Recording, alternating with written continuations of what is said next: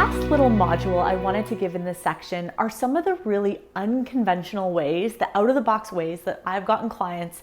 And a lot of the times this is done in a completely offline way, because online there's so much competition, there's so much noise, that one of the things I was brainstorming is, what's the less crowded channel?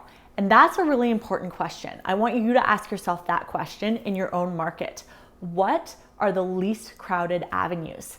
So let me give you a few examples I came up with that were really uncrowded, but highly rewarding when you reach out and make an effort in these areas. So the first is to find what I call super connectors. You want to make networks or add to your network in relationship building with people that have a large network established underneath them. So a couple of my home run Grand Slam examples are connecting with things like doctors' offices as well as athletic groups. So as a nutrition coach, I do a lot of wellness, healthy eating, the avoidance of chronic disease. So doctors' offices were a perfect natural way to let them know about my services. And so what I did is I made old school flyers with the little tearaways at the bottom. I would physically snip the little tearaways. And then I started off just with my own family doctor, but then started going around to some of the different doctors' offices in our city because it was such a successful idea. So I asked permission first, but what I would do is go to the doctor or go up to the receptionist, and I actually came very prepared. I would have things like tape or bulletin board pins if I needed them, and I just asked if I had their permission to hang up a little sign in the waiting room, and then if they even allowed me inside each of the doctor's offices, like the patient rooms, because what do you do when you're bored and you're waiting for the doctor to come in? You kind of stare at what's taped and what's attached to the walls. And so over time, by going to different doctors' offices, giving them these little tearaway flyers, what patients could do is they could just pull off a tag, and then it had our contact info. I think it has our website, our email, and our phone number, and just the business name, and that's it. And then that allowed them to sort of explore us on their own time on our website. But a lot of the times, what the doctors would just do is go, hey, we know someone in the community, feel free to grab their contact info. Where I found when I used to drop off business cards, they didn't always get handed out because the barrier of a business card is the doctor has to think to give the business card to a patient. But if I just have my little poster quietly, unassumingly sitting on the doctor's office wall, people can actually go help themselves. So it got rid of one level of barrier of the doctor being the gatekeeper to the information. The poster on the wall allowed the clients to go help themselves. I then spread this idea beyond doctors' offices to other places that my avatars would hang out. So we have a few different farmers markets around our local city. So I went to the community bulletin boards in all of our farmers markets and started to hang up these flyers there. I've also experimented with hanging them up on the sides of mailboxes out in neighborhoods that are very close to our physical location. So these are just some of the ideas. I've even given them to current clients and asked that if they had a break room at work. So teachers are a really good example where they have a staff break room. And so for a lot of my teacher clients, I would give them a copy or two of the tearaway flyer and just ask if they could hang it up at work on my behalf. And then if they were already sort of doing word of mouth referrals, it just gave them a place to sort of direct people to, if they were talking about us, that they could go grab our information. Another way that I really grew my small business when I was first starting out was through public speaking. Why? Because public speaking is a way to, again, get yourself in front of an avatar that would be ideal to work with you, but it was a way for someone to test run your counseling or your coaching style without paying any money. So one of my favorites is, because I like to do sports nutrition counseling and working with people that have an athletic lifestyle, want to take care of themselves, I contacted our local run groups, hockey teams, sports clubs, any coach that I could basically get my hands on by doing diligent research to sort of go online and find different sports organizations. I just sent a nice little introductory email explaining that I was a nutrition coach. If they needed any support with just a free nutrition talk, I put myself in front of all of these audiences. So the coaches became super connectors to the athletes that trained underneath them. And then I thought of an even better idea. So this is something I really want you to give a try if you do go the public speaking route. I wanted to try to bring people from the audience out of that environment and into working with me. So one of the ideas I test ran that was so successful was to print gift certificates with an expiry date. So a couple of things when it comes to gift certificates. Don't ever make them for the full value of your service. You don't want it to be free, because if it's free, people will kind of discount the value. So what I did is I often made gift certificates that were $40 or $50 off the price to work with me, when a typical package when I started was like $300 to $600.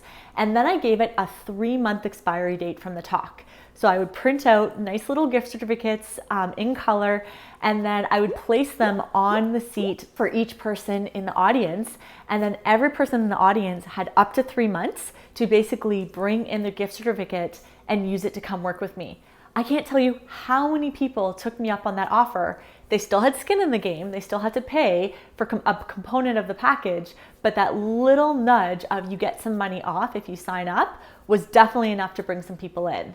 And then as a surprise and delight, I always like to hide one covered, one compensated nutrition package in the audience by taping it to the bottom of someone's chair.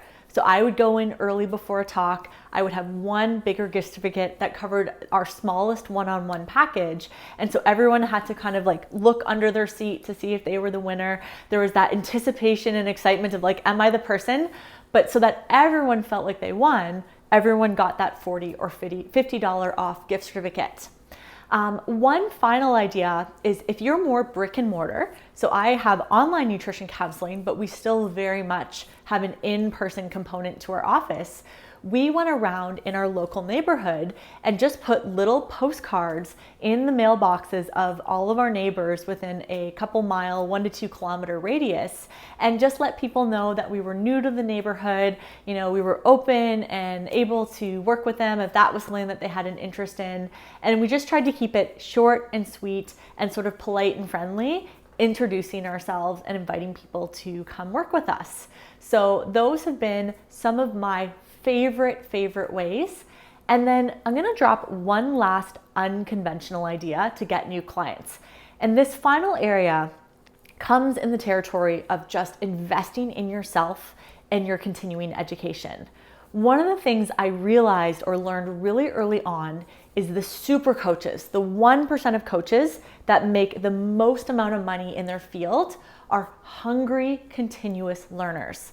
So they're not the people who took the one nutrition cert and they're like, well, I'm good. I've got my level 1. What else do I need? They were the ones who were like, I need to learn more about nutrition and menopause. I want to learn more about postpartum nutrition. I want to learn more about childhood nutrition. I want to learn more about sports nutrition in advanced athletes. I want to learn more on the science of weight loss. And by just going around and continuing to learn and be hungry and get as much information in your brain. So what I find for me is I always have some kind of continuing education project on the go. Take little gaps in between. Application is really important. But the reason I accredit a continuing education to my success is I can keep my sessions fresh and interesting with my clients because I'm always learning new stuff myself to then go teach the clients who have been with me 1 year, 2 years, 3 years, 5 years, and beyond. So they always sort of know that FOMO, the fear of missing out, of like, what nerdy topic is Jen learning this time that she's gonna discuss with me maybe in a future appointment? So very positively, that investment in continuing education to learn from different experts, to get really nerdy in the topics of nutrition coaching and habit-based behavior change has been one of my most important. And I don't know if I'd call that unconventional, but sadly, I think a lot of coaches, they get certified, then they just start working with their own clients and they're one and done. So I want you to reflect right now. If you are a nutrition coach watching this, how many certifications do you have under your belt related to nutrition? When I talk to a lot of fitness coaches who become nutrition coaches, they've got tons of fitness certifications, but they usually just stop after one nutrition cert. So that would be my advice. It doesn't always have to be a big formal certification, but read a lot of books, continue to learn from podcasts, and also make sure you invest in yourself and continuing education. For me, my rule is a minimum of 1 continuing education investment per year. Usually more than that, but 1 is the minimum. And that's kept me on my toes, that's kept me really sharp, and that's definitely kept it really interesting for my clients. So I'd add that to the unconventional list of how to get clients. Thanks for watching. I hope you found it helpful. Now, if you've been enjoying LIFTOFF, you're going to love our Prosper Nutrition certification. As a reminder, go add your name to the waitlist, and that's going to unlock an incredible bunch of bonuses for you. You'll get immediate access to our social media starter pack, and that's going to help you attract some more nutrition clients to come work with you. And if you do end up joining the certification, you'll also get a second big bundle of bonuses. Get one-time special pricing, early access to sign up, and you'll also get our fully done for you 6-week nutrition kickstart that you can start to use immediately with your own clients. Everything you need is linked down below, and I hope you'll consider checking it out. Okay, on to the next video in the series.